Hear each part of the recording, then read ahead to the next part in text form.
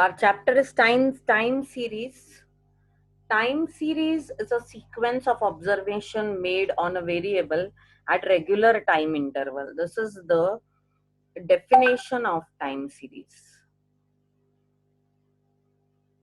I will also share the textbook with you here so that you'll be able to see and understand what we are talking about. Okay. So definition of time series is a sequence of observations made on a variable at regular time intervals over a specific period of time.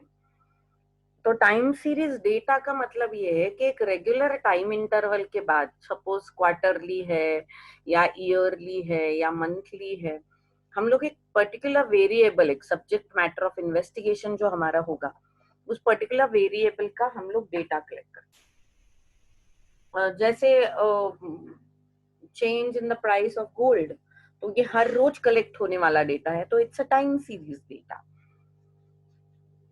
अगर कोई चीज है जो हम लोग महीने के बाद कलेक्ट करते हैं, after every month if you are doing it, then it is then also it is a time series data because we are collecting it after every month. अगर हम लोग फॉर एग्जाम्पल हम लोग अगर हर साल के एंड में फाइनेंशियल डेटा बनाते हैं, फाइनेंशियल एंड स्टेटमेंट बनाते हैं, तो वो भी एक टाइम सीरीज डेटा ही माना जाएगा because it is prepared after every year.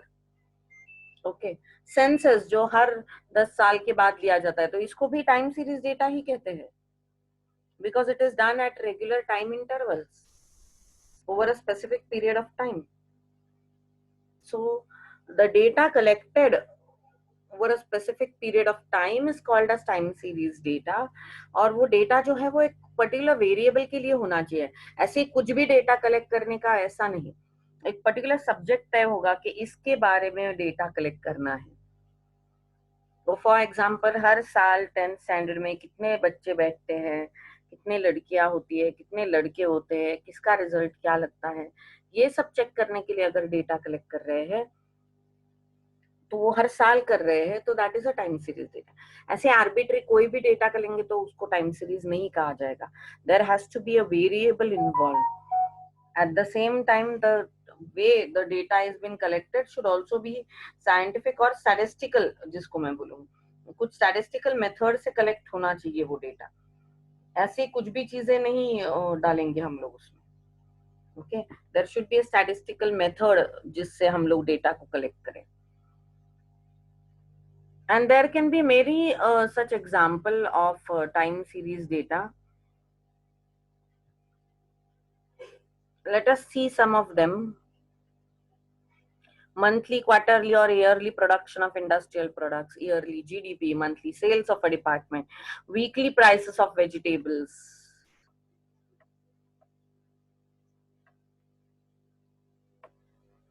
Daily closing price of a share at a stock exchange, hourly temperature of a city recorded. These are all time series data. ये क्यों इसको time series बोलते हैं? क्योंकि एक specific time interval के बाद इसको कलेक्ट किया जाता है, और इसका कलेक्शन जो होता है ना, ये भी काफी थॉटफुल प्रोसेस होता है, कुछ भी कलेक्ट किया ऐसा नहीं। अब ये डेटा कलेक्ट करने के बाद हम लोग करते क्या है? तो time series analysis helps us to understand the underlying forces leading to a particular pattern in the time series and helps us monitoring and forecasting data with the help of appropriate statistical models. तो ये time series data collect क्यों किया जाता है? तो इसको collect करने के बाद we are going to study it and find out some pattern which is followed in the data.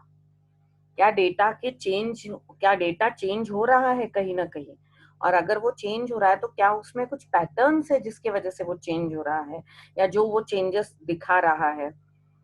Okay, और इन पैटर्न्स को स्टडी करने के बाद उन डेटा का बिहेवियर आइडेंटिफाई करना, फिर उस बिहेवियर के हिसाब से उसको फोरकास्ट करना, ये होता है time series analysis. So time series analysis, it doesn't only start with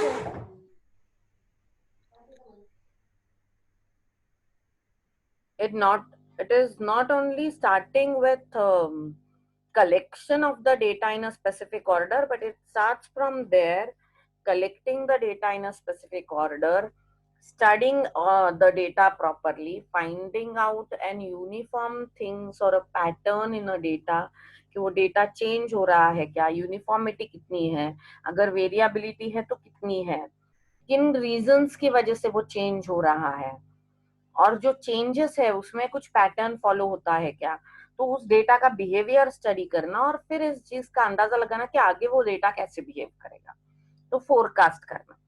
time series is a very important tool in specially in the modern ways of businesses. और सेल्स और मार्केटिंग में तो टाइम सीरीज डेटा का बहुत ज्यादा use होता है. Analysis of time series data requires maintaining records of values and variable of a variable over time. So basically, what is time series? It is a collection of a data for a particular variable over an equal time interval. Time series data is the data that is collected by a statistical method for the particular variable. Time series analysis is to understand the data, to understand the pattern of change, uniformity, variability, the behavior of the data, and then trying to estimate the data in for future. Okay, this is basically time series analysis. कहाँ कहाँ पे use होता है time series? बहुत जगह पे, जहां जहां पे भी हम लोगों को डेटा को फोरकास्ट करना होता है वहां पे ये यूजफुल है. It is useful for studying the past behaviour of the variable.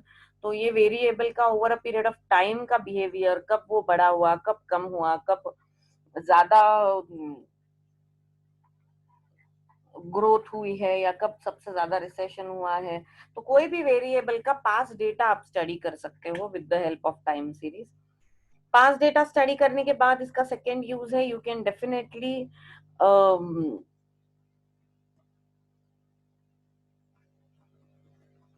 It is useful for forecasting future behaviour. तो पास्ट पैटर्न अगर हम लोग स्टडी कर लेना तो उससे हम लोगों को फ्यूचर बिहेवियर निकालना बहुत आसान हो जाता है, या करीब करीब आसान होता है. इट इज नॉट दैट कि हम लोग अप्रोक्सीमेशन तक एक्यूरेटली निकाल पाए, लेकिन हाँ हम लोग कुछ अप्रोक्सीमेशन तक तो फ्यूचर फोरकास्ट ही कर सकते हैं with the help of data.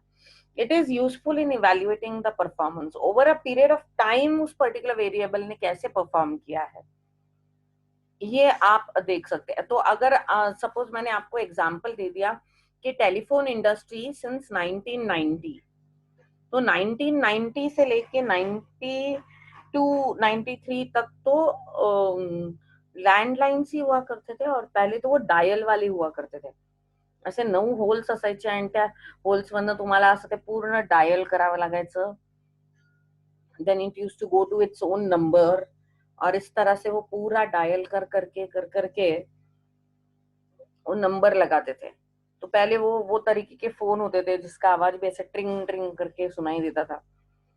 Then came this digital phone जिसपे नंबर्स और साथ में ना लेटर्स भी हुआ करते थे वो नंबर के साथ. तो अभी अगर आपका साधा फोन होगा, जिओ वगैरेचं ते जर समजा काळं असेल ते तुमचं, तर त्याच्यावरती ते नंबर्स कसे आहेत ना, त्या नंबर वरती ABCD वगैरे आहे तसं. ते वेगळं कीपॅड नाहीये ना, नंबर आणि कीपॅड एकत्रच आहे.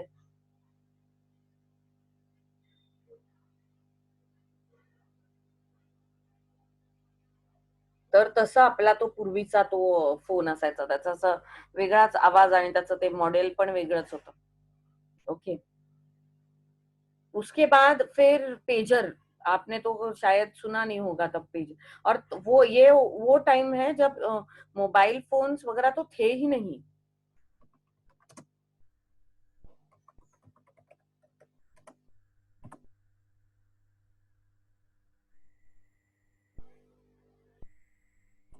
देवर नो मोबाइल फोन्स.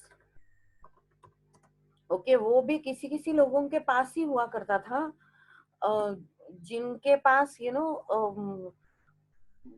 म्हणजे काहीतरी फार महत्वाचे लोक असतील बाबा, काहीतरी फार महत्वाचं असं काहीतरी लोकांकडे असायचं ते. Otherwise there were no mobile phones basically. Okay, there were landline. Mobile तो था ही नहीं पहले. Okay. I will like to show you certain models.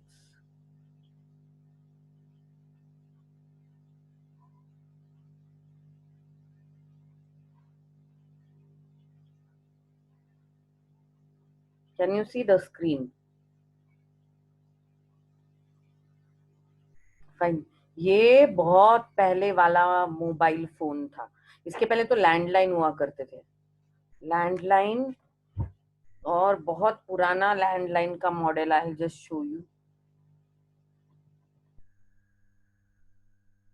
This is,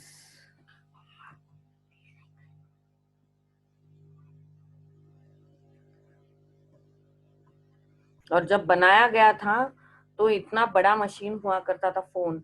these were the previous type of phones. These were, अभी भी antique shop वगैरह में तुम लोगों को ये एंटिक फोन्स मिलते होंगे। ये बहुत पहले तो इस तरह के फोन्स हुआ करते थे। If you can see this, okay, these were the type of phones that people used to have. Then it turned down to this। इसको इसको देखो, यहाँ पे साइड में ना एक साइकिल की तरह घुमाना पड़ता है। फिर वो कहीं जाके वो बहुत बड़ी टेक्नोलॉजी हुआ करती थी। एसटीडी वगैरह कॉल्स निकालना करना बहुत मुश्किल हुआ करता था तब। बुक करते थे लोग, ट्रंक कॉल बुक करना कहा जाता था उसको। This was somewhere in 70s and 80s, और जब लोग ट्रंक कॉल्स वगैरह बुक करते थे। ओके, इसके उसके बाद इस तरह के फोन आए। इस तरह के फोन थे। ये मैंने बोला था, ये डायल ऐसे घुमा घुमा के नंबर घुमाने पड़ते थे। और यू नो बहुत टाइम लग जाता था कनेक्शंस वगैरह लगने में। एंड इट यूज टू, और ऐसे एसटीडी वगैरह कॉल्स करने तो बहुत मुश्किल होता था। Then there was one more model जो मुझे यहाँ पे नहीं दिखा है। I was trying to find out but I didn't found that model. कि वो तो उसमें ना वो ऐसे डिजिटल पैड की तरह आता था। वो डिजिटल पैड मतलब नंबर्स भी थे, और उसको ये भी था, लेटर्स भी थे नंबर के साथ साथ। Okay, at the same time then we had pagers. Pagers were used only for sending SMS. Okay, pager पे बस एसएमएस भेज, जिसको आज हम लोग एसएमएस बोलते हैं, उस जमाने में तो उसको ये बोला जाता था, मैं पेजर आया है वगैरह ऐसे कुछ कुछ बोला जाता था। I just show you the this picture is very interesting to know how phones were evolved. Okay, so these were the type of pagers. आपके आपके लैंडलाइन के फोन से वो नंबर्स के साथ साथ वो अल्फाबेट्स भी थे ना, उससे पेजर भेजा जा सकता था, और इस तरह से एसएमएस आ जाता था लोगों के पास। But it was only one way communication. And then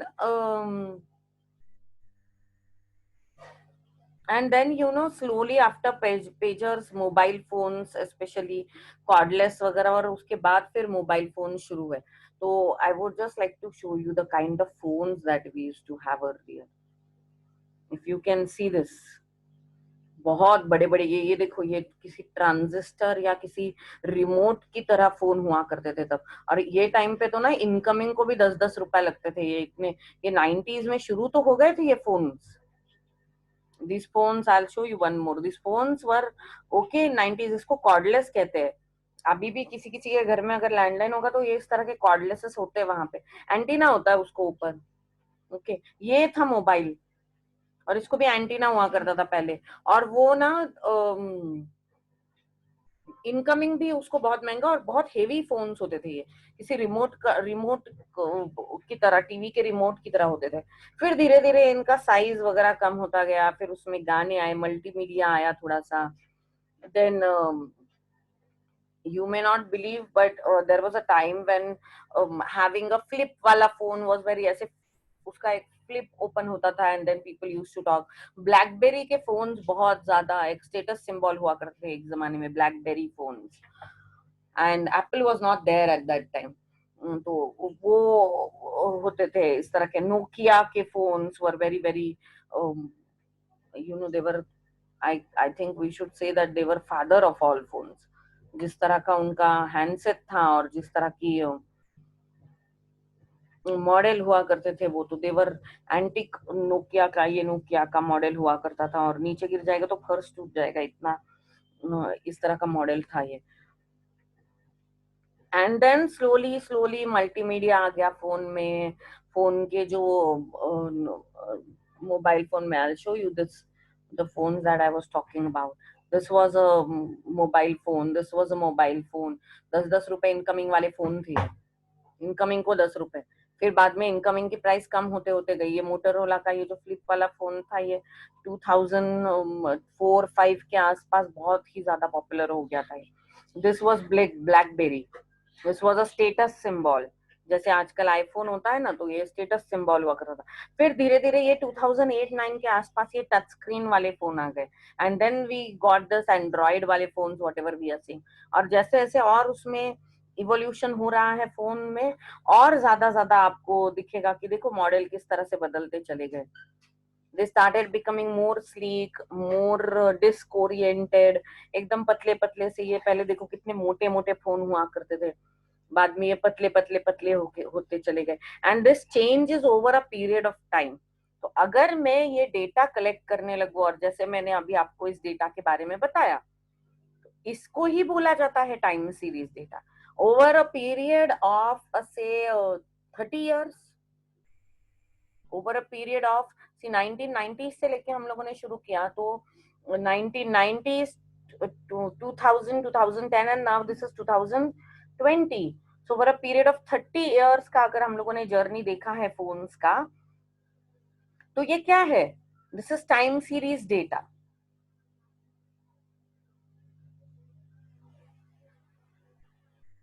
this is, we are talking about time series data here. Okay, तो ये डेटा का फायदा क्या है? तो मुझे जब भाई पता चल गया कि इन टेलीफोन इंडस्ट्री की कैसे कैसे चेंजेस हुए हैं, तो मुझे ये पता चल गया कि कैसे ये इंडस्ट्री जो है टेलीफोन का या टेलीकम्युनिकेशन का, उसका पास्ट बिहेवियर क्या है, धीरे धीरे वो कैसे बदलता चला गया। ओके, फिर मैं अभी धीरे धीरे ये भी बोल सकती हूँ कि आगे जाके शायद हैंडसेट्स कैसे होंगे। शायद आगे जाके तो हैंडसेट कुछ ऐसे होगा जैसे पेपर की तरह। पेपर कितना पतला होता है, शायद उस तरह का पे हो जाएगा, क्योंकि इतने स्लीक हैंडसेट्स आने लगे आजकल।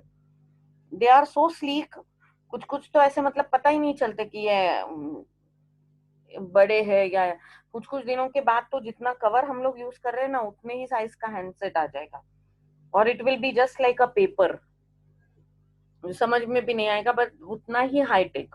जब तक इंटरनेट नहीं इतना ज्यादा पॉपुलर था, तब तक कहाँ थे ये एंड्रॉइड वाले, ये एप्स विप्स, ये 10 साल पहले तक नहीं थे। ये अभी अभी चालू हुआ है 10 साल में। ओके, तो मैं I can forecast the history of this industry.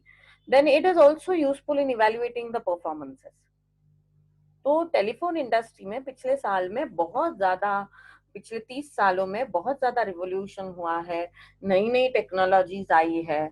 इतना रिवोल्यूशन हुआ कि इंजीनियरिंग में पहले टेलीकम्युनिकेशन का कोई नहीं, अभी टेली इंजीनियरिंग इन टेलीकम्युनिकेशन भी है। So a complete syllabus has been launched for telephone industry. Okay, telecommunication engineering भी शुरू कर दिया है उन्होंने। तो किस तरह से इवेल्युएट किया है इस इंडस्ट्री ने, तो काफी फ्रीक्वेंटली इसमें चेंजेस होते गए। अभी तो ऐसा है कि 4-4 5-5 महीने में नया नया मॉडल आता है विथ न्यू फीचर्स, और कुछ ना कुछ नया होता है उसमें।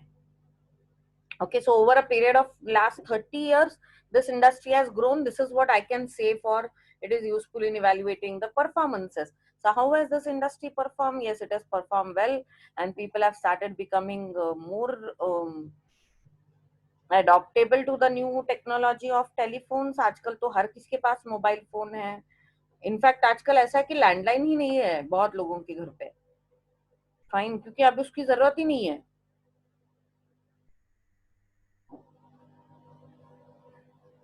हाँ, पहले के फोन्स में वो 1 रुपी वाला कॉइन का भी वो फोन, वो भी एक चक्कर था। और तो ये तब का टाइम है, ये 1 रुपी वाले अभी भी कहीं कहीं पे है। लेकिन ये तो तब का टाइम है जब मोबाइल इतना ज्यादा फेमस नहीं था। जैसे ये मोबाइल बहुत फेमस होने लगा, और जैसे इसके जो है ना टॉक टाइम्स भी कम होते गए, और उसका प्लान भी बहुत रिवाइज होते गया। पहले तो इनकमिंग 10-10 रुपए था, फिर एक टाइम मैंने ये भी देखा है कि इनकमिंग 1 रुपी हुआ करता था। फिर तो इनकमिंग फ्री कर दिया उन्होंने। अब तो वो आउटगोइंग भी कुछ 80 पैसे, 60 पैसे, 50 पैसे इंटरनेट के हिसाब से अगर आप डेटा पैक मार लोगे। आजकल तो ऐसा है ना, आप डेटा पैक मारोगे तो कॉल्स तो फ्री होते हैं आपको, उनके तो आउटगोइंग भी फ्री होता है, सिर्फ डेटा पैक मारना है आपको। तो इस तरह से वो परफॉर्मेंस चेंज होते गया। अगर मुझे कोई टेलीफोन कंपनी में काम करना है तो I can evaluate the performance क्या किस तरह से ये कंपनीज या ये इंडस्ट्री बदलती चली जा रही है। अगर मुझे कोई हैंडसेट नया लॉन्च करना है तो ये टाइम सीरीज डेटा मेरे को काम में आएगा। तो there are lot of users of this time series data. Okay, नहीं कैसे परफॉर्म किया लास्ट के 10-20 साल में या 30 साल में, कौन कौन से इंडस्ट्री ने परफॉर्म किया, तो telecommunication industry will be eight top in that case, कि सबसे ज्यादा रिवोल्यूशन उस इंडस्ट्री में हुआ है। Android phone was a huge revolution, it was huge revolution. और आज मुझे लगता है कि उसके वजह से बहुत फायदा हुआ, वरना तो हम लोग ये जो ऑनलाइन क्लास वगैरह है ये तो कुछ होता ही नहीं। ये जो यूट्यूब है, ये जो करोड़ों रुपयों के एप्स की जो कंपनीज बनी हुई है, ये तो कभी होती ही नहीं टाइम अगर एंड्रॉइड फोन्स नहीं होते तो। Fine. So it is, and last is it is useful in making a comparative study. Definitely, it helps you to compare the data from time to time. और ये जो टाइम है ना, ये फिक्स्ड होता है। मतलब अगर मैंने बोला कि मैं हर 6 महीने के बाद टेलीफोन इंडस्ट्री का रिव्यू ले रही हूँ, तो बीच के 6 महीने ये जो टाइम इंटरवल है ये फिक्स रखते हैं हम लोग टाइम सीरीज में। We don't keep it fluctuating. मतलब ऐसे नहीं पहले 2-2 3-3 साल बाद का डेटा स्टडी करने का, फिर 3-3 महीने का, फिर 6-6 महीने का, फिर कभी लगा तो 1-1 महीने का। It is not like that. Okay, हम लोग एक यूनिफॉर्म टाइम पीरियड ले लेते हैं और जनरली उसी इंटरवल में हम लोग स्टडी करते हैं, unless otherwise we have any other reason to change the interval। और डेफिनेटली जब ये हम लोग कलेक्ट करते डेटा तो हम लोग टाइम टू टाइम उसको कंपेयर कर सकते हैं। मैं 2020 की टेक्नोलॉजी को 2010 से कंपेयर कर सकती हूँ, 2010 को 2000 से कंपेयर किया जा सकता है, 2000 को 1990 से। तो 1990s में जो लोग थे, जिनको पता था कि एक बार फोन बुक किया तो 15-15 साल बाद वो फोन का कनेक्शन मिलता था घर पे, उनको आज ये जो 1 मिनट में जाके आप सिम कार्ड एक्टिवेट कर देते हो, उनके लिए तो ये मिरेकल हो गया। आप पूछिए देखो आपके दादा दादी मम्मी पापा जो they were there in 90s and who will remember this part. Okay, so it is useful in making a comparative study। now we'll see what are the components of time series। अब हम लोगों ने ये तो देख लिया कि टाइम सीरीज डेटा होता क्या है। Over a period of time हम लोग कोई डेटा कलेक्ट करते हैं तो उसको हम लोग टाइम सीरीज डेटा बोलते हैं।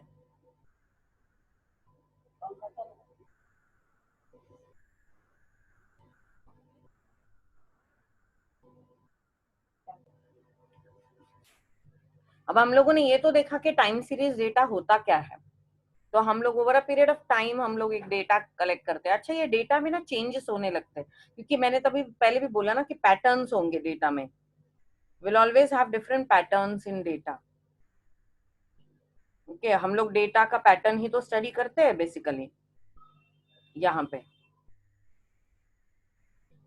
तो ये पैटर्न होता है, इसका मतलब डेटा में कुछ कुछ चेंजेस होते हैं। और ये चेंजेस क्यों होते हैं? तो ये चेंजेस बहुत रीजन की वजह से हो सकते हैं, लेकिन हम लोगों ने उनको 4 पार्ट्स में डिवाइड किया। Okay, so graphical representation of time series data shows continuous changes in its values over time, giving an impression of fluctuating nature of data। A close look of the graph, however, reveals that the fluctuations are not totally arbitrary। ऐसे ही नहीं change हो रहे हैं, कभी कभी data के बीच में एक स्टेडी बिहेवियर होता है, कुछ रीजन होता है हमेशा, और कभी कभी तो पीरियोडिकली सेम चेंजेस होते हैं। So this part is the systematic part of the time series, and the remaining part is non-systematic or irregular। The systematic part is further divided into following broad categories: secular, seasonal, cyclical, and non-systematic is into irregular variations। तो in short data में changes होते हैं, data में variability होती है, और इस variability के रीजंस बहुत सारे हो सकते हैं। तो हम लोगों ने किन वजह से डेटा में चेंजेस होते हैं। इसके लिए हम लोगों ने 4 कैटेगरीज बनाई है, सेक्युलर ट्रेंड, सीजनल, साइक्लिकन। ये सिस्टमैटिक पार्ट है, ये सिस्टमैटिकली बदलने वाली चीजें हैं। और कुछ कुछ चीजें जो नॉन सिस्टमैटिकली अचानक कुछ नहीं है और कभी देखा नहीं और अचानक से कोई डेटा में एकदम एकदम ही बहुत ज्यादा डिफरेंस आ गया, तो वो इरेगुलर वेरिएशंस होते हैं और इनको हम लोग बोलते हैं कंपोनेंट्स ऑफ टाइम सीरीज। बहुत ही इंपॉर्टेंट है कंपोनेंट्स ऑफ टाइम सीरीज के बारे में जान लेना। Now I will just put one part here के 12th के बच्चों को ये सिर्फ पता होना इम्पोर्टेंट है कि what are the different components, but for CA foundation students it is important that you know this components very very thoroughly, क्योंकि फाउंडेशन के सिलेबस में इन कंपोनेंट्स पे भी एमसीक्यूज आते हैं। So we'll study the first component, which is secular trend. It is a long-term pattern of time series. The secular trend can be positive or negative depending on whether the time series exhibits an increasing long-term pattern or a decreasing long-term pattern. Secular trend shows a smooth and regular long-term movement of time series. It does not include short-term fluctuations, but only consists of steady movement over a prolonged period of time. It is the movement that the series would take if there are no seasonal, cyclic, or irregular variations. It is the effect of factors that are more or less constant for a long time or that change very gradually and slowly over a period of time. So what is secular trend? Basically वो changes जो data में होते हैं only because of passage of time. Time बदलता है तो चीजें बदलती है, ओके और हम लोग आइडेंटिफाई नहीं कर सकते कि क्यों बदली है, इस मोमेंट पे क्यों कोई चीज बदल गई है। We can not identify that, okay या हम लोग ऐसा भी नहीं सोच सकते कि, ऐसा भी नहीं कह सकते कि इस मोमेंट पे ये चीज बदल गई। अभी जैसे हम लोगों ने एक टेलीफोन इंडस्ट्री का हम लोगों ने छोटा सा टूर किया अभी, can you tell me a particular date on which अच्छा इस दिन पे वो डायल वाले फोन बंद हो गए और वो नंबर वाले फोन चालू हो गए? ऐसा नहीं है। These changes were gradual, slow, but they were there over a period of time. धीरे धीरे धीरे धीरे लेकिन वो होते गए। ऐसा नहीं कि एक ही दिन में हुआ है, एक दिन अचानक डिक्लेयर कर दिया मोदी ने मित्रों आज से डायल के फोन चालू नहीं चलेंगे, ऐसा नहीं है। That it was not so sudden, it was slowly slowly done. Slowly slowly वो पुराना वाला सिस्टम, वो बड़े बड़े फोन थे, एक जगह हुआ करती थी फोन की, आपकी जैसे अलमीरा हो सकती है ना, कोई छोटा सा कबड़ होता है, उस तरह के एक फोन की जगह हुआ करती थी पहले के जमाने में। आप अगर पुराने पिक्चर्स देखोगे तो वहां पे आपको दिखाई देगा, ऐसे कुछ गोल गोल गोल गोल गोल गोल घुमाते थे और फिर वो फोन लगता था, पता नहीं क्या टेक्निक हुआ करती थी। फिर वो वायर वाले आए, फिर तो वायरलेस ही हो गए। अब तो पता नहीं कल को कुछ ऐसी टेक्नोलॉजी लगेगी कि फोन वोन कोई इंस्ट्रूमेंट ही नहीं रहेगा, आपको बस इधर से बोलना है और उधर से सुनाई देगा, okay. So there can be anything of this type, but पहले के जो फोन थे वो धीरे धीरे करके बदलते चले गए, वो इंस्ट्रूमेंट छोटा छोटा छोटा होता गया, वो फिर उसमें नए नए टेक्नोलॉजीज ऐड हुए। और ये सब ऐड होने का रीजन क्या था, इसमें चेंजेस होते गए ना, और जो धीरे धीरे होंगे तो उसके वजह से वो डेटा में भी उतने चेंजेस होते गए। पहले बहुत कम लोगों के पास फोन हुआ करते थे, पहले के जमाने में 80s में भी बहुत लोगों के पास फोन नहीं हुआ करते थे। 90s में लैंडलाइन एक कॉमन चीज होती गई, 95 तक मेरे ख्याल से बहुत ही कॉमन चीज होती गई कि सबके घर पे लैंडलाइन तो होता ही है। तो 3-4 महीने लग जाते थे उसका कनेक्शन आने में, फिर वो 1 महीने पे आ गया, उसके पहले मैंने सुना था 10-10 साल लग जाते थे कनेक्शन आने में। मतलब आप अभी रजिस्टर करो तो 10 साल के बाद आपको कनेक्शन मिला करता था, आपका नंबर आता था, बहुत इंपॉर्टेंस था। फिर 2-2, 3-3, 6-6 महीने, फिर मैंने वो भी टाइम देखा है जब लोग बोलते थे कि 10 साल बाद आता है। And then people use to say कि 6 महीने लगते हैं फोन का कनेक्शन आने को। Then people use to say कि 2 महीने लगेंगे, 1 महीना लगेगा, 15 दिन में कनेक्शन मिलते। अभी तो आप जाके बोलो तुरंत लग जाते हैं कनेक्शन, ओके। तो लैंडलाइन वो एक टाइम था, फिर धीरे धीरे ये कॉर्डलेस फोन्स का ज्यादा शुरू हो गया, तो घर में किधर भी लेके आप घूम सकते हो। फिर ये मोबाइल फोन्स 2000 में, तो ईयर 2000 में मोबाइल फोन्स इतना भी पॉपुलर नहीं था, कुछ कुछ लोगों के पास ही हुआ करता था। फिर धीरे धीरे बहुत लोगों के पास होने लगा, and then it started becoming a trend, everyone used to, so all these changes, अगर हम लोग डेटा में चेंजेस, तो पहले बहुत कम कस्टमर्स हुआ करते थे टेलीकम्युनिकेशन इंडस्ट्री को, लेकिन जैसे वो डिजिटल वाले फोन बढ़े, तो पेजर को बीच में बहुत ज्यादा कस्टमर्स थे 90s, 91 से लेके 95 तक मैं बोल दूं कि बहुत ज्यादा, 95 98 तक भी हो सकता है, जब तक मोबाइल फोन बहुत पॉपुलर नहीं हुए थे तब तक, 91 नहीं होगा शायद, 93 से लेके 98 99 तक pager was something many people use to use. तब तो वो फैशन हुआ करता था, वो लोग ऐसे पैंट के पास लगा देते थे वो pager, it use to be a fashion that time. Okay, तो तब तब कस्टमर्स कम हुआ करते थे, और आज टेलीकम्युनिकेशन इंडस्ट्री के कस्टमर्स देखो करोड़ों में है, हर किसी के पास फोन है। तो ये जो डेटा में चेंज हुआ है ना, it has not happen on one particular day, it has happen over a period of time. धीरे धीरे उसका इम्पोर्टेंस समझ में आने लगा, उसकी जरूरत लोगों को लगने लगी। आज मोबाइल फोन होना एक लग्जरी नहीं है, एक नेसेसिटी बन गई है, हर किसी के पास होना चाहिए। फाइन, अभी लॉकडाउन टाइम के बाद तो हर किसी के पास होगा, क्योंकि एवरीवन इज वर्किंग ऑनलाइन, तो हर किसी के मोबाइल देना पड़ेगा। तो ये जो वेरिएशन आते हैं डेटा में because of passage of time, that is called as secular trend. उसका कोई रीजन सच ऐसा नहीं है, कुछ अचानक से आपको कुछ चेंज हुआ ऐसा नहीं दिखेगा, over a period of time धीरे धीरे धीरे करके लेकिन चीजें चेंज होती गई। एक तो वो अभी यहाँ पे अगर मैंने बोला कि number of customers for telecommunication industry, तो आपको एक अपवर्ड ट्रेंड दिखाई देगा, हमेशा बढ़ता गया है 30 ईयर्स में। अगर मैंने बोला कि number of customers for the landlines, तो वो कम होता गया है over a period of time. मतलब यही अगर मैंने एग्जांपल लिया कि लोगों का ड्रेसिंग स्टाइल देखो किस तरह से चेंज होता गया है, या फिर तुम लोग खुद ही ये चीजों को सोच के देखो, आज तुम लोगों को समझ में आ जाएगा कि व्हाट इज सेक्युलर ट्रेंड, धीरे धीरे कैसे चीजें बदलती बदलती जाती है। पहले के जमाने में सिर्फ कार्स और साइकिल्स हुआ करती थी, and then there was bikes some time, और वो भी वो बुलेट वुलेट जैसी बाइक हुआ करती थी। ये मोपेड वोपेड तो होते ही नहीं थे 80s तक। ओके, तो ये हीरो होंडा यामाहा ये इस तरह की बाइक्स हुआ करती थी पहले, and then so there were cars, there were bikes, और there were cycles, there were no mopeds.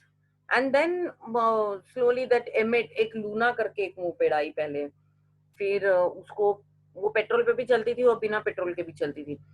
फिर उसके बाद एमेटी करके एक आई, फिर सनी, बहुत ही सस्ती थी, 15-15 हजार में मिल जाती थी सनी करके, एक छोटी सी गाड़ी हुआ करती थी।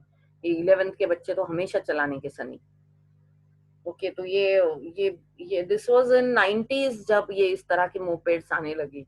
लूना 90s के पहले भी थी, लेकिन धीरे धीरे करके ये मोपेड्स आगे आने लगे।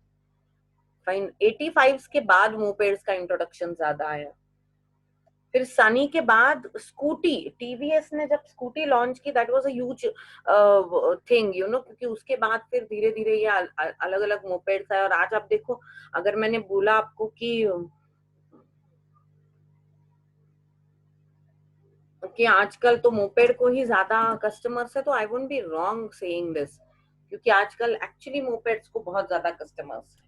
ओके, लेकिन आज वो लूना जैसी वो पुरानी वाली मोपेड वो तो बंद हो चुकी है, तो उसको अगर आप उसका कोई क्लाइंट बेस देखोगे, तो वो डाउन डाउन ट्रेंड दिखेगा आपको। There is no up trend for Luna and MAT. MAT और लूना तो चले गए, सनी चली गई, there is no Sunny, no MAT, no Luna. But we still have TVS Scooty. Scooty भी बीच में चली गई थी, लेकिन अभी उन्होंने थोड़ा सा ये कर दिया है, but if you see it properly, it's the cheapest moped. फिर धीरे धीरे एक काइनेटिक होंडा करके भी एक आती थी बीच में, there was a moped of Kinetic Honda, बहुत ही अजीब तरह का मॉडल हुआ करता था, तुम लोगों ने शायद बचपन में देखा होगा किसी ने पुरानी वाली चलाते हुए। तो there was a change over a period of time. और ये चेंज ऐसा नहीं बोल सकते कि कल से सारे काइनेटिक बंद हो जाएंगे, ऐसा नहीं था। धीरे धीरे करके वो पुरानी वाली चीजें बंद होगी और नई वाली चीजें स्टार्ट होगी। और अब देखो इतनी सारी बाइक्स वगैरह, स्पोर्ट्स बाइक जो पहले के जमाने में 2-2 लाख को मिलती थी, अब वो 80, 60, 70 हजार में मिल देती है। और now people are purchasing 1.5-1.5 lakh की साइकिल और वो चलाते हैं, जो पहले के जमाने में बहुत सस्ते में मिला करती थी cycle. Okay, so definitely there is a change. और इस तरह से आप बहुत सारे एग्जांपल्स लेके दे सकते हो, and you can feel that secular trend का फील जो है ना वो आपको आ जाएगा। What does it mean by secular trend? Now next I will talk about seasonal variation. कुछ कुछ चेंजेस जो होते हैं डेटा में वो सीजन के हिसाब से होते हैं। सीजन कोई भी हो सकते हैं, आपके क्लाइमेटिक सीजन हो सकते हैं, फेस्टिवल सीजन्स हो सकते हैं, then there can be IPL seasons. IPL चालू होके बहुत साल तो हुए नहीं है, पिछले 10-12 साल से ही, 15 साल से मेरे ख्याल से आईपीएल होगा। तो 15 सालों से एक ये नया सीजन है आईपीएल का, मार्च अप्रैल में आता है।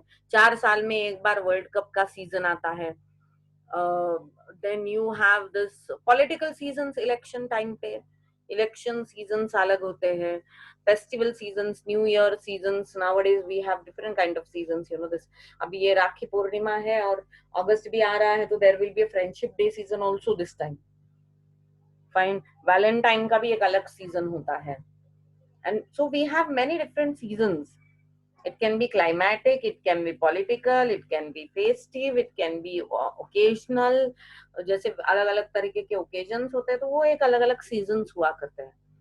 ओके, और इन सीजन्स की वजह से डेटा में फर्क पड़ता है। तो आईपीएल का सीजन होगा तो वो हॉर्न्स वाले ये होते, वो चमकने वाले हॉर्न्स के, और सब टीवी पे सबके चमकने वाले हॉर्न्स का हेयर बैंड तरह का कुछ होता है, and there is some instrument ऐसे कुछ ट्रम्पेट की तरह बजता है वो। And you know people in that season all these things are sold. वो इंडिया के या मुंबई इंडियंस वगैरह इन सबकी जर्सीज बेचना शुरू हो जाता है। बाकी हम लोग साल भर तो उन जर्सीज को बिल्कुल नहीं पहनेंगे। फिर इस तरह का सीजन होता है वो। ओके, और then there are Filmfare seasons also, award seasons. पता नहीं हर चैनल पे अवार्ड बांटते रहते वो लोग। And then there are so many things जो पर्टिकुलर टाइम स्पैन में आता है, and that becomes a season. जैसे अभी रक्षाबंधन चला गया, तुरंत लोगों का गणपति का सीजन होता है, वो महीना भर चलता है गणपति का, है की नाही? गणपती येऊन जाईपर्यंत तो सीझन चालतो। आता ह्या सीझन्समुळे डेटामध्ये पण चेंजेस होतात। जैसे देखो रेनी सीजन था तो बहुत ज्यादा सीजन, यस एग्जाम का सीजन होता है। अब जब रेनी सीजन होता है तो बहुत ज्यादा छाते और रेनकोट्स और ये सब बिकते हैं। फिर ठंडी का आता है तो स्वेटर्स बहुत ज्यादा बिकते हैं। फिर गर्मी का आता है तो you you get lot of scarfs and caps and all those kind of things. तो अगर आप वो देख ले तो इस तरह से ये क्लाइमेटिक सीजन की वजह से भी डेटा में चेंजेस होते रहेंगे, डिमांड और सप्लाई में चेंजेस होते रहेंगे। तो आपको, अगर आपका वेरिएबल है कि what is the sale of caps और कस्टमर बेस फॉर कैप्स और customer base for cotton scarfs, अगर ये आपका वेरिएबल है तो आपको डेफिनेटली सीजन के हिसाब से उसमें चेंजेस दिखाई देंगे। तो ये रेनी सीजन और विंटर में कोई वो कॉटन का स्कार्फ नहीं पहनने वाला है, लेकिन जैसे समर आ जाए आपको उसकी जरूरत है।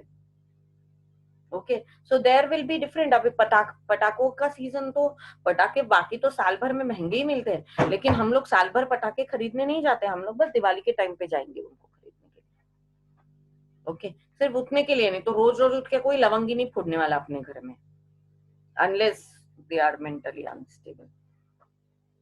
सो इस तरह के सीजन्स होते हैं। अभी गणपति कितना भी पसंद हो तुम लोगों को, साल भर थोड़ी बिठा के रखते, उतना ही गणपति का सीजन होता है। साल भर भाई बहन एक दूसरे से लड़ाई झगड़े करते, एक दूसरे का खून पी लेते, और फिर रक्षाबंधन का वो अलग सीजन होता है।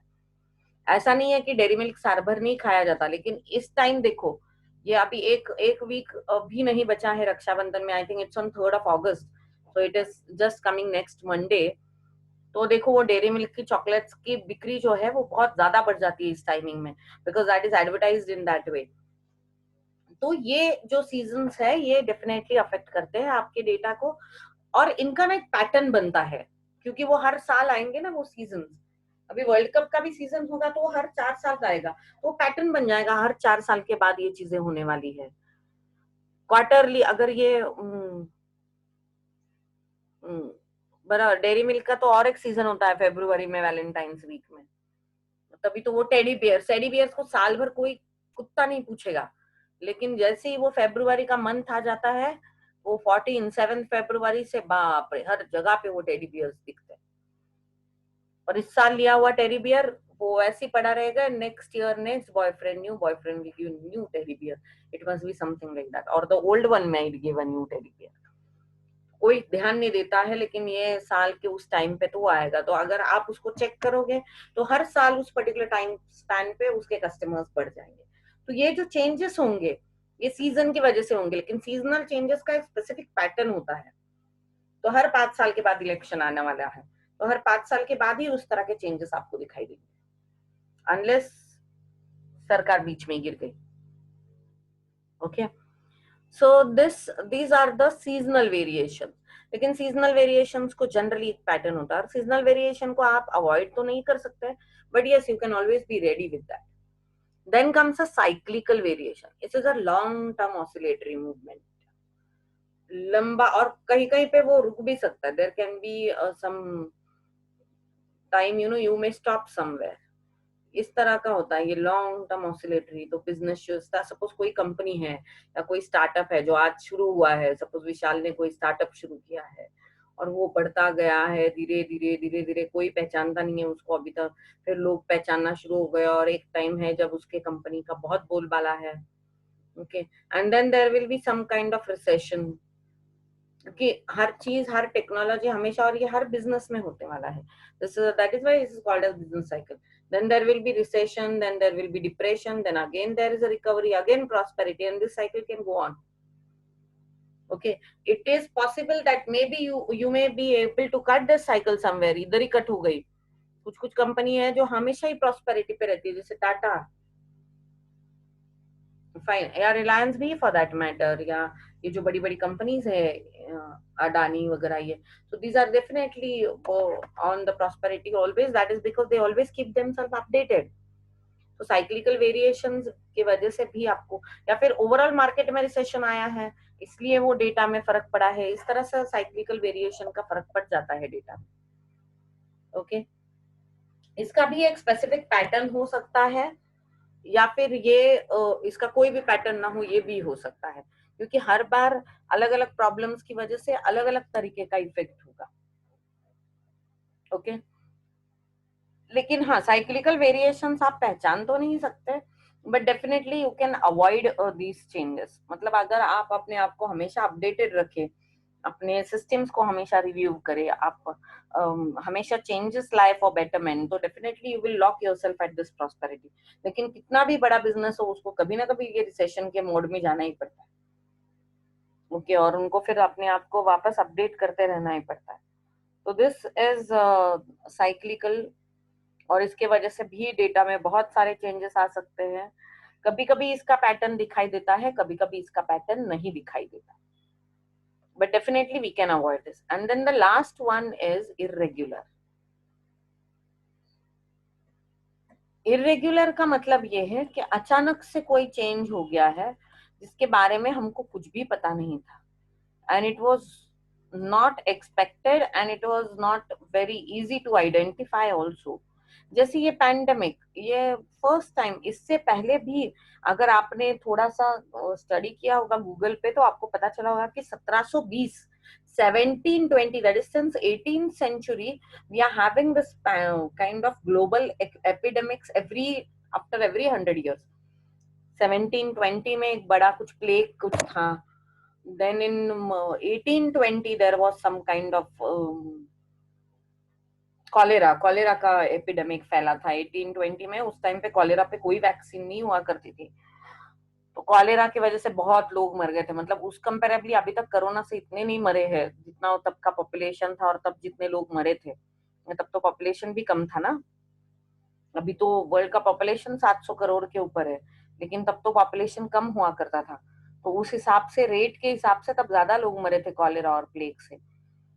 तो ये था 1820 में कॉलेरा था, फिर 1920 1920 में स्पेनिश फ्लू नाम का कुछ स्प्रेड हुआ था। And there was, I guess, there was some kind of cholera also which was there. कुछ कुछ कुछ टाइफाइड या ऐसा भी कुछ होगा, लेकिन स्पेनिश फ्लू ये थोड़ा सा ज्यादा फैला था और बहुत लोगों की जान चली गई थी तब। लेकिन in spite of all these epidemics which we are facing from last, this is the fourth century when we are doing this, fourth time, 1720, 1820, 1920 and 2020। लेकिन 2020 ये इसमें ये कोरोना जो है, ये पहली बार ही ऐसा हुआ है कि पूरा दुनिया बंद हो गया। अब किसी को भी पता नहीं था मार्च के पहले कि ऐसा कुछ होने वाला है, लेकिन अचानक से पूरी दुनिया बंद हो गई। 2 महीने 3 महीने एवरीथिंग वाज क्लोज डाउन। तो अब अगर हम लोग जब आगे चल के ये डेटा सब स्टडी करेंगे, तो 2020 में हमको दिखाई देगा डेटा में फर्क है। अगर मैं मोबाइल फोन का डेटा स्टडी करूँ या कॉस्मेटिक्स का डेटा स्टडी करूँ या किसी भी चीज का स्टडी करूँ, तो मुझे एक डेटा में एक चेंज दिखाई देगा 2020 में, फ्रॉम मार्च टू अगस्त। अभी भी सारी चीजें प्रॉपरली शुरू नहीं हुई है। ओके, तो 2020 का जो डेटा है उसमें बहुत ज्यादा चेंजेस होंगे, और ये चेंजेस कोई पैटर्न नहीं फॉलो कर रहे हैं, ये अचानक से आ गया है, तो ये इरेग्युलर कहा जाता है, unpredictable, which was not there before. इसका कोई पैटर्न नहीं है, और ये कुछ भी हो सकता है। It can be natural disaster, it can be human disaster, it can be flood, famine, political events like strike, international events और वॉर्स। तो जब वर्ल्ड वॉर फर्स्ट और सेकंड हुआ था, तब भी डेटा में बहुत ज्यादा फ्लक्चुएशन थे। वो फ्लक्चुएशन हम लोगों ने अभी तक नहीं देखे। 100 साल होने को है फर्स्ट वर्ल्ड वॉर को, but we haven't seen that kind of fluctuations even now. Why? Because they were only there for that war period. अभी अगर वॉर हुआ तो शायद हम लोगों को उस तरह का पैटर्न कुछ देखने को अभी मिलेगा। तो ये जो है, जो अनप्रेडिक्टेबल पैटर्न्स होते हैं, या ये जो हम लोग नहीं देख सकते या आइडेंटिफाई नहीं कर सकते ना, हम लोग उससे बच सकते हैं, ये this is nothing but irregular variation. Tsunami आके गया हो, या अभी ये जो निसर्ग कुछ चक्रीवादळ वगैरे आलेलं होतं, किंवा हे lockdown once in a lifetime of humankind, के पूरा दुनिया बंद था, तो ये एक इरेगुलर इवेंट है। इसकी वजह से आपका डेटा डेफिनेटली चेंज होने वाला है, लेकिन इसमें कोई पैटर्न नहीं दिखेगा आपको, और कभी भी नहीं दिखेगा, इसलिए तो वो इरेगुलर है। अगर पैटर्न होता तो वो रेगुलर हो जाता। Okay, so these are various components of time series data. इसमें सेक्युलर ट्रेंड को हम लोग टी से डिनोट करते हैं, सीजनल को एस से, साइक्लिकल को सी से, और इरेगुलर को आई से। And there are two important methods of measuring this trend. तो अगर मेरा डेटा जो है उसमें जो वेरिएशंस है और उसका जो ट्रेंड है, it can follow an additive model, that is the changes occurred by seasonal trend plus by cyclical, by circular, by irregular. तो आप उन सारे ट्रेंड्स के जो वेरिएशंस है उनको ऐड करके डेटा का वेरिएशन बनाओगे, डेटा का ट्रेंड बनाओगे, that is an addition model.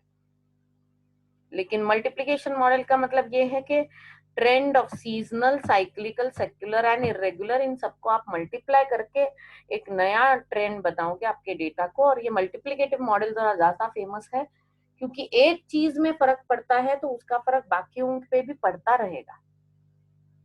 जैसे 3-4 महीने का ही तो लॉकडाउन हुआ है, 3 ही महीने का तो लॉकडाउन था, अभी तो सब कुछ अनलॉक हो रहा है, लेकिन ये 3 महीने बहुत ज्यादा हो गए हमको 20 साल पीछे ले जाने के लिए। तो इसके आगे का जो भी डेटा होगा, इस उस पे कम से कम अगले 10 साल के डेटा पे ये पर्टिकुलर लॉकडाउन का फर्क पड़ने वाला है। और इसीलिए मल्टीप्लिकेटिव मॉडल को ज्यादा आदर्श माना गया कि this is a good model, because it studies the exponential effect on the data due to the change in the time or season or cycle or irregular। इन सब रीजन की वजह से डेटा में जो चेंज होते हैं उस पे एक